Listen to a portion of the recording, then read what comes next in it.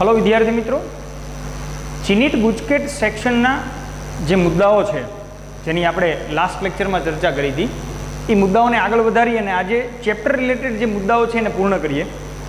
આપણે મિત્રો સામાન્ય રીતે પથ લંબાઈ, સ્થાનાંતર, વેગ, વેગની અંદર સરેરાશ તત્કાલીન બંને અને પ્રવેગની અંદર પણ સરેરાશ તત્કાલીન, એને સંબંધિત ઢાળ અને ઘેરાયેલ પ્રદેશનું ક્ષેત્રફળ સ્થાનાંતર આપે એવી માહિતી આગળ જોઈ ચૂક્યા છીએ. આજે મારે વાત કરવી છે એ અચળ પ્રવેગી સુરેખ ગતિના સમીકરણોની વાત કરવી છે. ચિહ્નિત ગુજકેટ સેક્શન માટે આગળ વધીએ.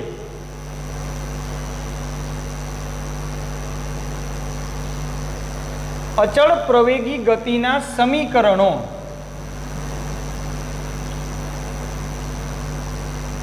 અચળ પ્રવેગી ગતિના સમીકરણોની મારે વાત કરવી છે. આપણે ચેપ્ટર રિલેટેડ થિયરીને મોસ્ટ આઈએમપી કીધેલી છે મિત્રો. તમારે વ્યવસ્થિત રીતે થિયરીને પ્રિપેર કરવાની છે. એમ પણ થિયરિટિકલ માટે પણ અને એમસીક્યુ માટે પણ એના સમીકરણો બહુ જ કામના છે. વાત કરીએ અચળ પ્રવેગી ગતિના સમીકરણોમાં. પહેલું સમીકરણ v બરાબર v0 પ્લસ at. v બરાબર v0 plus at. v A t સમયે વેગ સૂચવે છે, v0 પ્રારંભિક વેગ સૂચવે છે અને a નિયમિત અથવા તો અચળ પ્રવેગ સૂચવે છે. આ સૂત્ર વાપરતી વખતે આ ક્યારે વાપરવું મિત્રો? જો સ્થાનાંતર d આપેલ ન હોય તો તમારે આ સમીકરણ વાપરવાનું. તમને d આપેલું નથી, બરાબર સમજો. દાખલો ગણતી વખતે શું આપેલું નથી તમને? d. તો એમ પણ આ સમીકરણમાં ક્યાંય d નો ઉલ્લેખ આવતો નથી. તમારે પ્રારંભિક વેગ મેળવવો છે, સરેરાશ પ્રવેગ મેળવવો છે, t સમયે વેગ મેળવવો છે. એવી દરેક પરિસ્થિતિ માટે d આપેલો ન હોય ત્યારે આ સમીકરણને તમે વાપરી શકો છો. બીજા સમીકરણની વાત કરીએ મિત્રો, તો આપણે સમીકરણને જોયું હતું. આ d અથવા તમારે x સમજવાનો. d ફોર ડિસ્ટન્સ દર્શાવ્યું છે મેં અહીંયા. d is equal two v0t plus 1/at square. સમીકરણ છે d is equal two v0t plus 1/at square. શું નથી આમાં? ચેક કરો તો. ઉપરના સમીકરણમાં મેં જોયું તો મને ખબર પડી કે v બરાબર v0 પ્લસ at માં સ્થાનાંતર d નથી.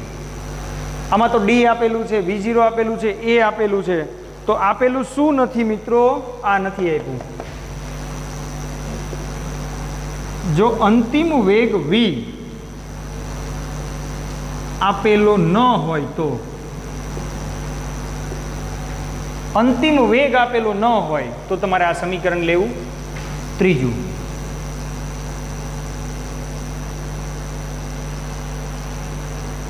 v square minus v0 square બરાબર 2a ઇન્ટુ d. આમાં તમે જોઈ શકો છો સમય આપેલો નથી. ત્રણ પરિસ્થિતિ ફેરવી આપણે. d આપેલો ન હોય, v આપેલો ન હોય અને તમારી જે ચર્ચા છે એમાં તમને નિશ્ચિત સમયગાળાની મિત્રો વાત ન કરી હોય, સમય આપેલો ન હોય ત્યારે આ સમીકરણ વાપરી શકાય.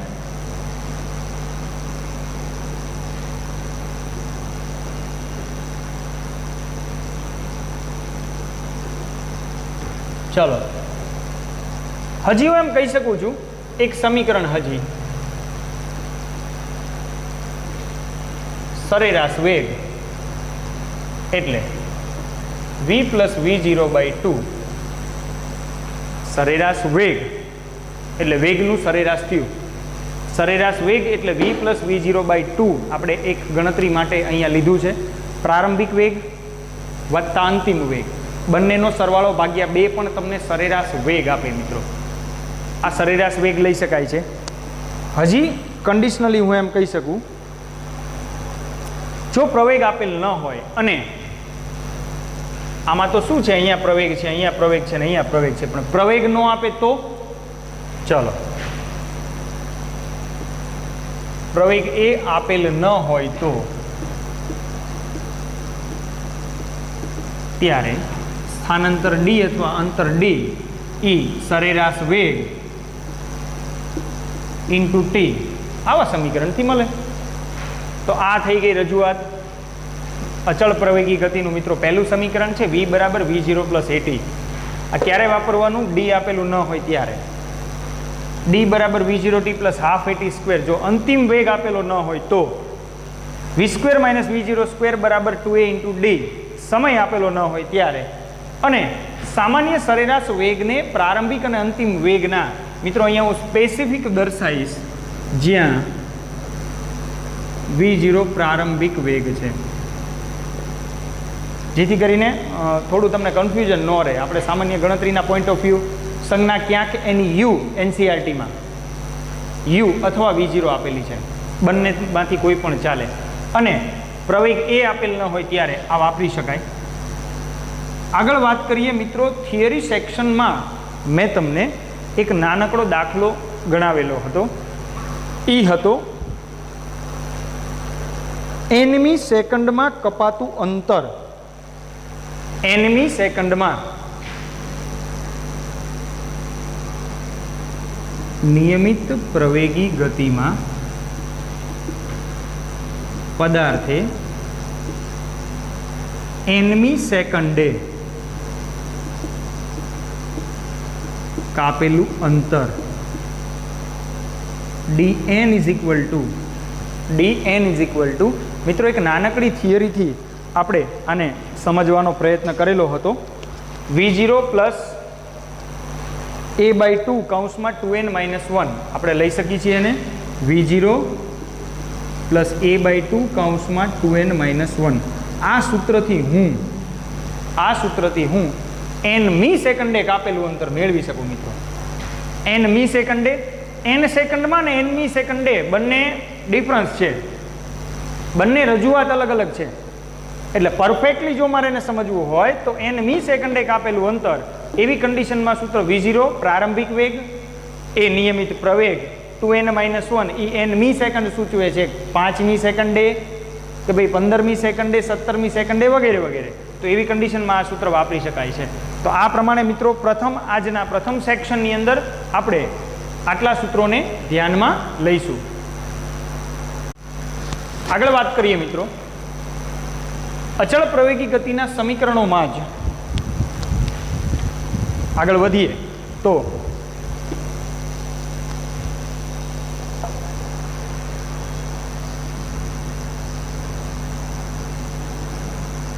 પ્રથમ રજૂઆત આપણે એવી જોઈશું, આપણે જે સમીકરણ અત્યારે લીધા છે એમાં આપણે એવું નક્કી કરેલું છે કે પદાર્થ પ્રારંભિક સ્થાન x બરાબર 0 થી ગતિની શરૂઆત કરે છે. આપણે જે સમીકરણ રજૂઆત જોઈ ને એમાં આપણે એ પ્રમાણે લીધેલું છે. જો t બરાબર 0 સમયે પદાર્થનું સ્થાન, પદાર્થ કંઈક સ્થાન ધરાવતો હોય, પદાર્થ કંઈક સ્થાને હોય એટલે કે d બરાબર d0 હોય તો સ્થાનાંતર d માઇનસ d0 થશે. ઘણી બધી વખત મિત્રો સંજ્ઞાત્મક રજૂઆતમાં આપણે થિયરી જોઈને એમાં x લીધું હતું, તમને યાદ કરાવી દઉં, થિયરીમાં આપણે x લીધું હતું. એ જ સંજ્ઞા ડિસ્ટન્સ માટે હું અત્યારે d દર્શાવું છું, બંને સરખા છે. પાછું તમને એની કન્ફ્યુઝન ન રહે, સમીકરણ લખીએ માટે નિયમિત પ્રવેગી ગતિના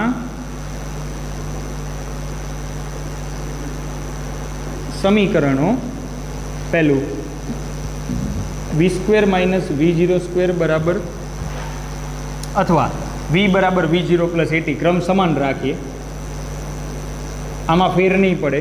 બીજું d બરાબર d0 plus v0t plus 1/2 at square અથવા અહીંયા લખ દઉં છું મિત્રો એટલે તમને મૂંઝવણ ન થાય, x બરાબર x0 plus v0t plus 1/2 at square. હું અહીંયા d વડે દર્શાવું ગતિના સમીકરણને કે x વડે દર્શાવું, સંજ્ઞાત્મક રજૂઆત સમાન છે, બંને એક સરખા જ કહેવાય. પાછું આપણને d અને x માં મૂંઝવણ રહે કે થિયરીમાં આપણે x થી જોયું છે અને અહીંયા હું સમીકરણને d થી દર્શાવું છું. એવું નથી, રકમ પર ડિપેન્ડ છે. તમને રકમમાં ડિસ્ટન્સને d વડે દર્શાવ્યું હોય તો એ ભૂલ ન થાય એટલા માટે મેં સમીકરણને પણ, આગળના સમીકરણને પણ ડિસ્ટન્સને d વડે દર્શાવ્યું છે. ત્રીજા સમીકરણની વાત કરું તો v square minus v0 square બરાબર 2a d માઇનસ d0 અથવા આ અથવા તમારી જાણકારી માટે લખું છું મિત્રો. તો આ પ્રમાણે હું નિયમિત પ્રવેગી ગતિના સમીકરણો લઈ શકીશ. પછી આપણે એક ઉદાહરણની અંદર મુક્ત પતનની વાત કરી હતી. હવે એના સમીકરણને જ્યારે ઉપયોગમાં લેવાનો થાય, સમીકરણને, બેઝિક સમીકરણને, ત્યારે હું કેવી રીતે ઉપયોગમાં લઈશ એની આપણે વાત કરીએ હવેના ટોપિકની અંદર. ગુરુત્વ પ્રવેગની અસર હેઠળ થતી ગતિના સમીકરણો. આગળ મારે વાત કરવી છે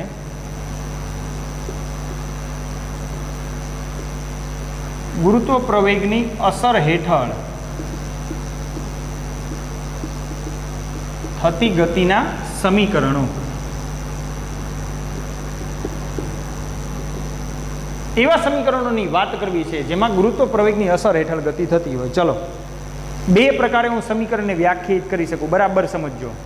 એક, કાં તો પદાર્થ ઉપર જતો હોય તો ગુરુત્વ પ્રવેગથી વિરુદ્ધ દિશા થઈ ઉધ્વ દિશામાં પદાર્થ જતો હોય ત્યારે કોના પદમાં લેવું છે મારે? ગુરુત્વ પ્રવેગના પદમાં. સમીકરણ હું બે અલગ અલગ રજૂઆત અહીંયા તમને દર્શાવીશ. કાં તો પદાર્થની ગતિ ઉધ્વ દિશામાં હોય મિત્રો, અથવા પદાર્થની ગતિ અધો દિશામાં હોય. બે પ્રકારે આપણે એને વિભાજિત કરશું. જ્યારે પદાર્થને પૃથ્વી પરથી, પહેલો પ્રકાર એમાં, જ્યારે પદાર્થને પૃથ્વી પરથી ઉધ્વ દિશામાં ફેંકવામાં આવે ત્યારે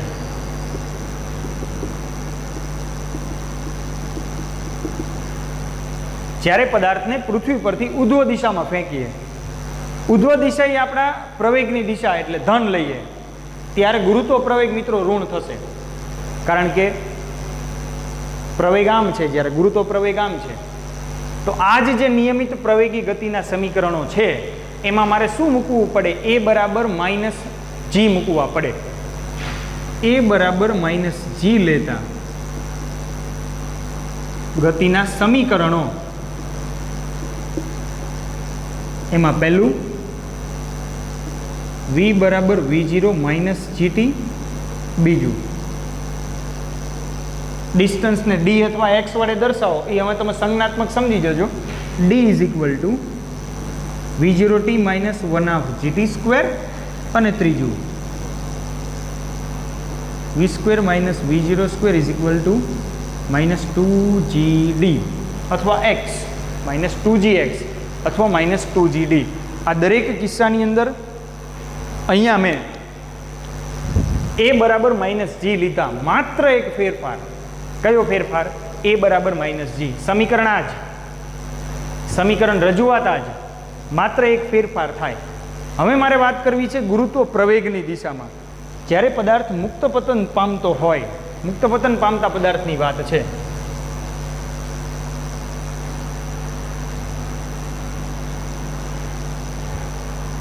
બીજો પ્રકાર લઈએ. આમાં બીજો પ્રકાર, જ્યારે પદાર્થ મુક્ત પતન પામતો હોય,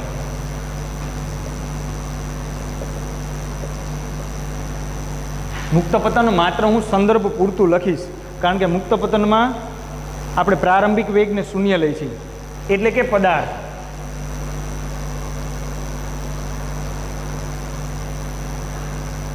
અધો દિશામાં ગતિ કરતો હોય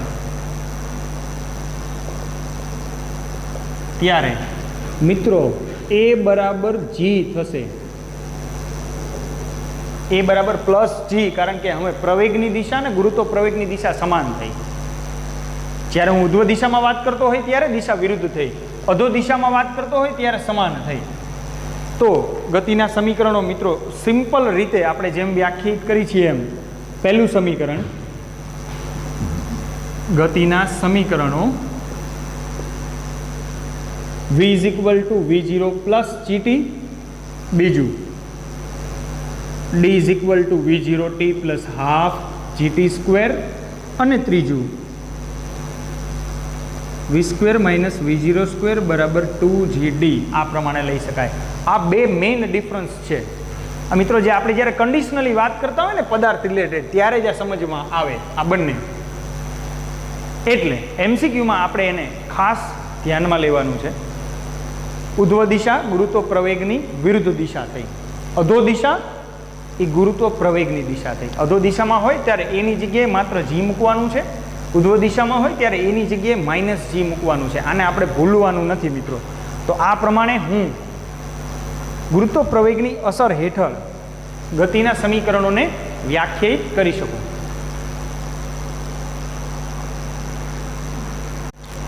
આગળ વાત કરીએ મિત્રો.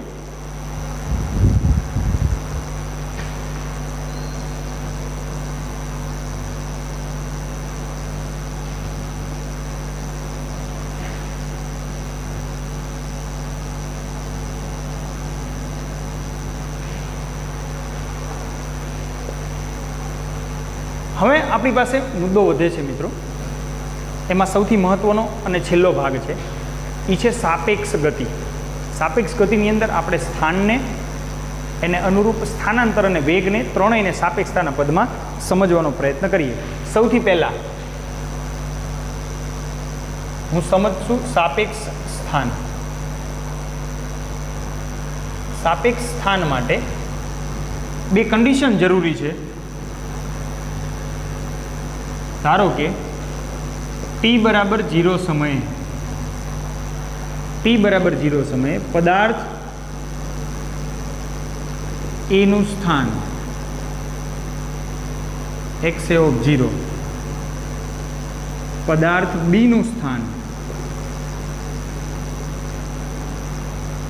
xb ઓફ 0 છે. તે જ પ્રમાણે t સમયે પદાર્થનું સ્થાન લેવાનો પ્રયત્ન કરું તો પદાર્થ A નું સ્થાન xa ઓફ t, પદાર્થ B નું સ્થાન xb ઓફ t.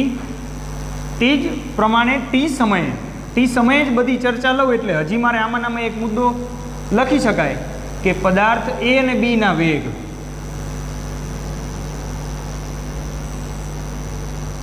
VA અને VB છે. આપણી ધારણા હતી, આ મિત્રો તમને માત્ર યાદ કરાવવાનો સંદર્ભ છે. આપણે સાપેક્ષ સ્થાન હવે લઈએ માટે હું એમ કહી શકું કે A નું સ્થાન એ xa ઓફ 0 વત્તા VA ઇન્ટુ t. સમીકરણ મેળવેલું જ છે. xb ઓફ t બરાબર xb of 0 plus VB into t. આ સમીકરણો મિત્રો સાપેક્ષ સ્થાન દર્શાવશે.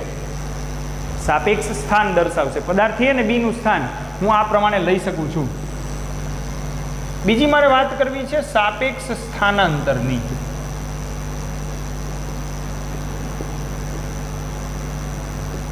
તો સાપેક્ષ સ્થાનાંતરની વાત કરતો હોય તો A ની સાપેક્ષે B અને B ની સાપેક્ષે A બંને હું વ્યાખ્યાયિત કરી શકું છું. હું એમ લઉં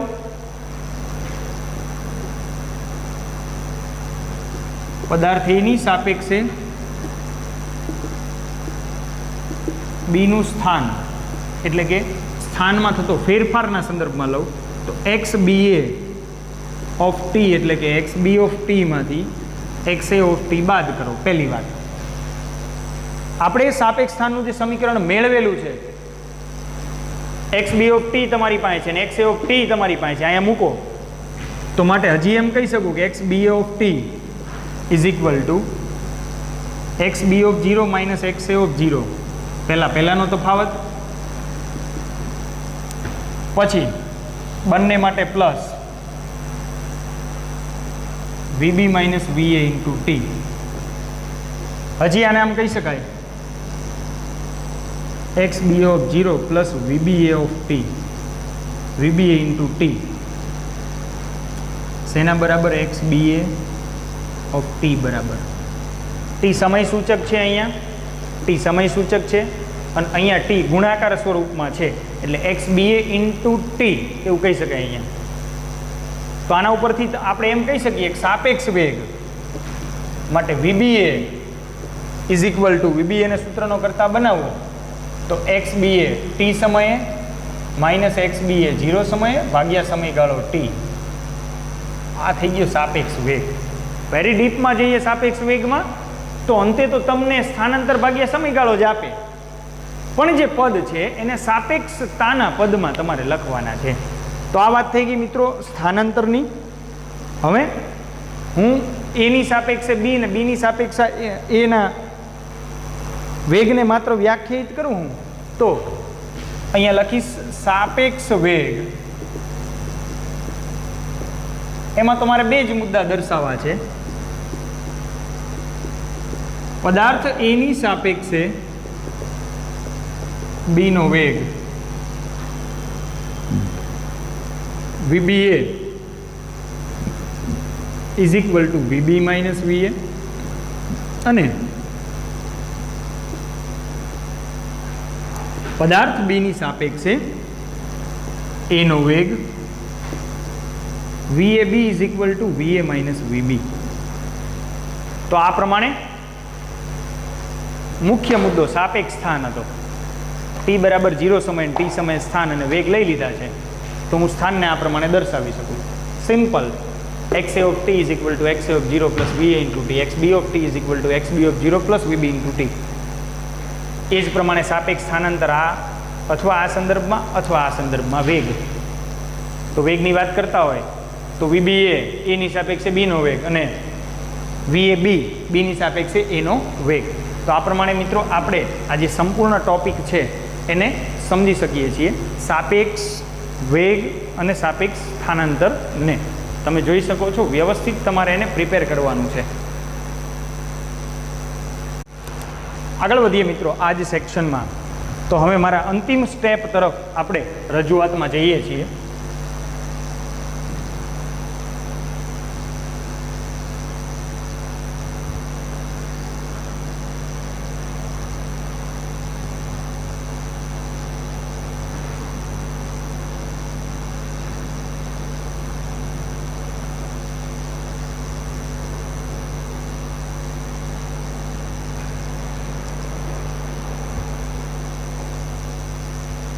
એક નાનકડું સૂત્ર જેને આપણે જોયું છે એ છે વાહન માટે સ્ટોપિંગ ડિસ્ટન્સ.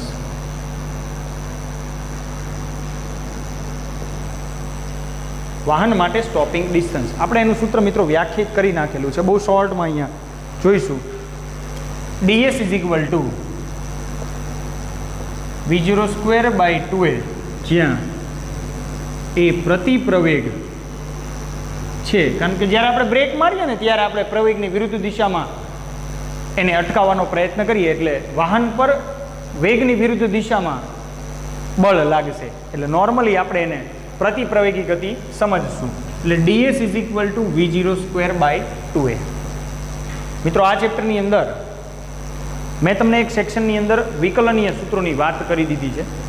એ વિકલનના સૂત્રોને તમારે આ ચેપ્ટર પૂરતા વ્યવસ્થિત રીતે ધ્યાનમાં લેવાના છે. અને આજના જેટલા આપણે ટોપિક અથવા મુદ્દાઓ જોયા છે એ ચેપ્ટર આખાને રજૂ કરે છે. વ્યવસ્થિત રીતે તમે તૈયાર કરશો તો એક ફ્લોથી યાદ રહી જશે ને. યાદ રહેવાનો સૌથી મોટો બેનિફિટ છે MCQ ગણવા માટે ક્યાંય તમને તકલીફ નહીં પડે.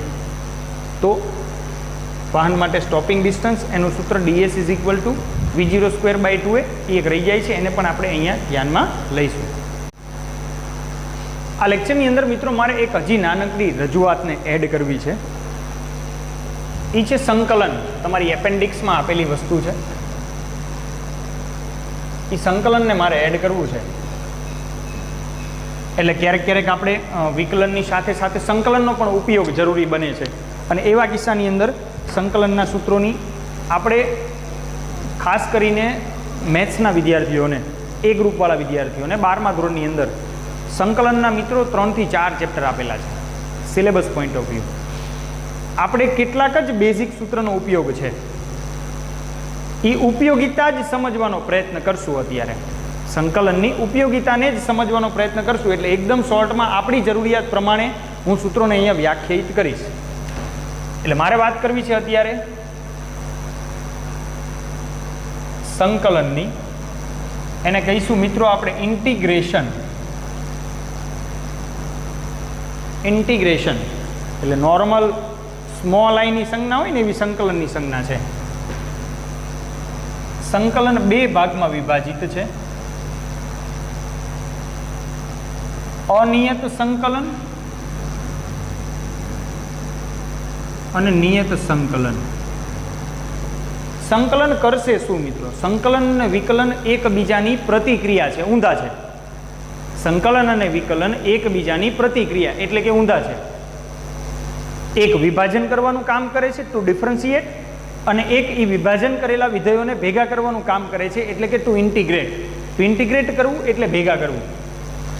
સામાન્ય સંજ્ઞાની વાત કરીએ તો ઇન્ટિગ્રેશન એને હું આઈ વડે દર્શાવીશ. હું એમ લખું છું સંકલન of DT it is four integration. આ સંજ્ઞા જે છે એ સંકલનીય સંજ્ઞા થઈ. જાણે આપણે સ્મોલ લાઈન ઉપર ટપકું કરતા હોય, ડોટ નહીં કરવાનો. સંકલન ઓફ ડીટી આનો મતલબ થાય છે ટીની સાપેક્ષે સંકલન. અને આ જે નિશાની છે મિત્રો અનિયત સંકલનની છે, અનડિફાઇન ઇન્ટિગ્રેશન. ડિફાઇન પછી જોઈએ, અત્યારે પહેલા અનડિફાઇન જોઈએ. હું એમ લખું છું સંકલન of f of x dx, એનો મતલબ એક્સની સાપેક્ષે એફ ઓફ એક્સનું સંકલન. સંજ્ઞાત્મક રજૂઆતમાં કોઈ પણ ચલ લઈ શકાય છે, કોઈ પણ ચલ લઈ શકાય છે, એની છૂટછાટ છે. નિયત સંકલનનું એક ઉદાહરણ સમજવાનો પ્રયત્ન કરીએ તો સંકલન ઓફ એ થી b f of x dx. સંકલન ઓફ એ થી b f of x dx, જ્યાં એ એને સંકલનની લોઅર લિમિટ કહીશું. જ્યાં એ બરાબર લોઅર લિમિટ અને બી બરાબર અપર લિમિટ. એ એટલે સંકલનની લોઅર લિમિટ થઈ, નાની લિમિટ, અને બી એટલે સંકલનની અપર લિમિટ થઈ.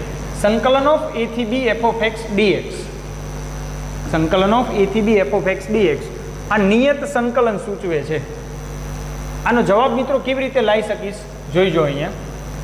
ધારો કે સ્મોલ એફ ઓફ એક્સનું સંકલન કેપિટલ એફ ઓફ એક્સ છે, તો પહેલાં મારે એને ચોરસ કૌંસમાં લખવાનું. શેમાં લખવાનું? ચોરસ કૌંસમાં. પછી આ લોઅર લિમિટને પછી અપર લિમિટ દર્શાવવાની. પહેલાં upper limit f of b, પછી lower limit f of a, વચ્ચે બાદબાકી થાય. વચ્ચે શું થાય? બાદબાકી થાય. એમ પણ જ્યારે આનો ઉપયોગ આવશે ને ત્યારે વિશેષ તમે સમજી જશો. અત્યારે તો માત્ર તમને તમારી જાણકારીના હેતુ માટે હું સમજાવું છું. સંકલન ઓફ એ થી b f of x dx. ધારો કે કોઈ એફ ઓફ એક્સનો જવાબ કેપિટલ એફ ઓફ એક્સ છે. હમણાં આપણે કેટલાક એના સૂત્રો જોઈશું. તો લિમિટ લાગે, લોઅર લિમિટ અને અપર લિમિટ આ પ્રમાણે લાગે. પછી એક્સની જગ્યાએ પહેલાં બી મૂકવાનું, વચ્ચે માઇનસની નિશાની, એક્સની જગ્યાએ એ મૂકવાનું. આ એની રજૂઆત. કેટલાક સૂત્રોને સમજવાનો પ્રયત્ન કરીએ. આપણે બહુ ડિટેલમાં નહીં જઈએ અત્યારે,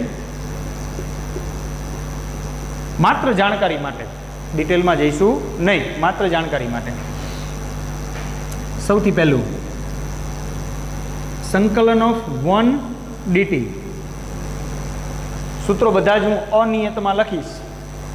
આપણે ઉપયોગિતા આવશે નિયતની, તો નિયત માટે આ ફોર્મ્યુલા વાપરવાનું. બાકી લખીશું સૂત્રો બધા અનિયત માટે. સંકલન ઓફ 1 dt, એકનું સંકલન ચલ પોતે થાય t. એકનું સંકલન ચલ પોતે થાય t. તમારી જાણકારી માટે કહું મિત્રો, અનિયત સંકલનમાં દરેક જવાબની પાછળ +c લાગે. અનિયત સંકલનમાં દરેક જવાબની પાછળ +c લાગે. એ એટલે લાગે કે અનિયત સંકલનમાં લિમિટ નક્કી ન હોવાથી જ્યારે આપણે અચળ સંખ્યાનું વિકલન કરેલું હશે ત્યારે એનો જવાબ શૂન્ય થઈ ગયો હશે. તો જ્યારે સંકલન કરવી ત્યારે એ અચળ સંખ્યા પાછી રિટ્રાઈવ ન થાય. એ ન થાય એટલે +c લાગે. એ ન થાય એટલે +c લાગે. પણ અત્યારે સમજવાના હેતુ માટે હું ક્યાંય પણ, સમજો બરાબર, હું ક્યાંય પણ +c લખતો નથી. કારણ કે આપણે ફિઝિક્સની અંદર ફરજિયાત નિયત સંકલનનો જ ઉપયોગ છે. એટલે અહીંયા +c એમ આપણે ક્યાંય લખવાનું નથી, માત્ર સમજવાના પોઈન્ટ ઓફ વ્યૂ છે. સૂત્ર રજૂઆત જોતા હોય ને ત્યારે આપણે એને સમજી શકીએ. એટલે એકનું સંકલન અનિયત હોવાથી આપણે અહીંયા પ્લસ સી એવું લખીએ છીએ, અચળાંક છે, પણ જવાબ ટી થયો. પ્લસ સી જવાબમાં લેવાનું નથી. બરાબર યાદ રાખજો, આ પ્લસ સી જવાબમાં લેવાનું નથી. એકનું સંકલન ટી પોતે થયું, લખીશ નહીં એટલે તમને મૂંઝવણ નહીં આવે. બીજું, ટીની એન ઘાતનું સંકલન ટીની n+1 છેદમાં n+1 થાય. ઉદાહરણ તરીકે સંકલનો ટીનો વર્ગ ડીટી એટલે કે ટીનો ઘન છેદમાં 3 આવું લેવાનું. ટીનો ઘન છેદમાં 3. ટીની એન ઘાતનું સંકલન ટીની n+1/n+1 થાય. વિકલનને સંકલન થોડું ડિફર પડે છે આ સૂત્ર માટે. એટલે ટીની એન ઘાતનું સંકલન ટીની n+1/n+1 થાય. ઉદાહરણ તરીકે ટીના વર્ગનું સંકલન ટીની 3/3 થાય. ત્રીજું સૂત્ર લઈએ, સંકલન ઓફ e⁻t dt, એનો જવાબ e⁻t જ થાય. આ અપવાદ જ છે, આ અપવાદ જ છે, એટલે e⁻t જ્યારે જ્યારે આવે ત્યારે એ એના મૂળ સ્વરૂપમાં જ રહેશે. ચોથું, સંકલન ઓફ sin t dt, એનો જવાબ -cos t થશે. અને સંકલન ઓફ cos t dt, એનો જવાબ +sin t થશે. ઊંધું થશે.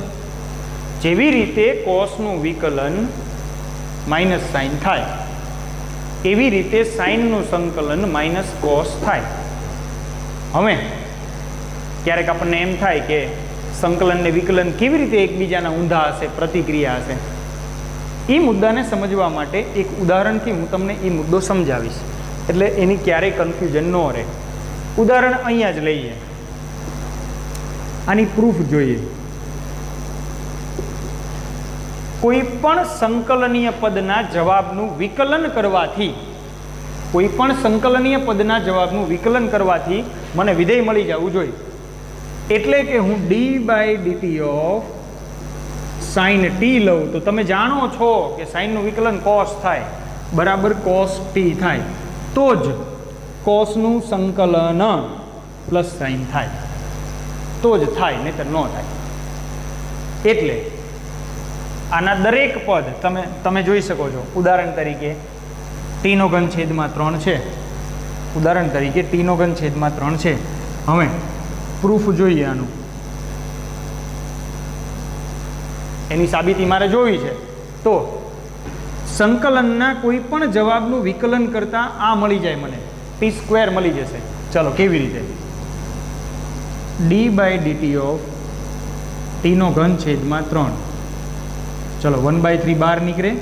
ટીના ઘનનું વિકલન 3t નો વર્ગ થાય. 3 3 ઉડી ગયા, બરાબર t નો વર્ગ. તમે જોઈ શકો છો, આ છે પ્રતિક્રિયા, આ છે એકબીજાથી ઊંધી રજૂઆત. સંકલન અને વિકલન, જેવી રીતે વિકલન કરેલા પદનું તમે સંકલન કરો તો વિધેય પાછું મળી જાય, એવી જ રીતે સંકલન કરેલા પદનું તમે વિકલન કરો તોય વિધેય પાછું મળી જાય. સંકલન કરેલા પદનું તમે વિકલન કરો તોય વિધેય પાછું મળી જાય. તો આ પ્રમાણે જેવી આપણી જેમ જેમ જરૂરિયાત આવતી જશે મિત્રો, બહુ ડીપર મોડમાં આપણે ઇન્ટિગ્રેશનને અત્યારે જોવાનું નથી, એટલે મેં તમને એના કેટલાક બેઝિક સૂત્રોને અહીંયા દર્શાવ્યા છે. જેમ જરૂરિયાત ઊભી થતી જશે એમ આપણે એનો ઉપયોગ કરતા જઈશું. ઉદાહરણ તરીકે એક, સંકલન of 1/t dt is equal two ln of t થશે. સંકલન of 1/t dt is equal ln of t, કારણ કે ln ઓફ t નું વિકલન 1/t આપણે લીધું છે. તો આ પ્રમાણે આપણે સંકલનના કેટલાક સ્વરૂપોને તમે જોઈ શકશો, જે તમારા એપેન્ડિક્સની અંદર પાછળ આપેલા છે. મિત્રો સામાન્ય રીતે આપણે ફિઝિક્સની અંદર બહુ ડિટેલમાં એનો યુટિલાઇઝેશન નથી, પરંતુ જ્યારે તમે 12મા ધોરણમાં આવશો ત્યારે, અથવા આપણે ચેપ્ટર નંબર 6માં જઈશું ત્યારે, થિયરીનો આધાર જ ઇન્ટિગ્રેશન છે, સંકલન છે. થિયરીનો આધાર જ સંકલન હોવાથી આપણે સંકલનના સૂત્રોને વ્યવસ્થિત સમજવા જરૂરી છે. બહુ જ વ્યવસ્થિત રીતે તમે આને પ્રિપેર કરજો. આ બેઝિક નીડ જે હતી ચેપ્ટર નંબર 3ની એ અહીંયા પૂર્ણ થાય છે. હવે આપણે એને રિલેટેડ બીજા જે મુદ્દાઓ છે એમાં આગળ વધશું. Thank you.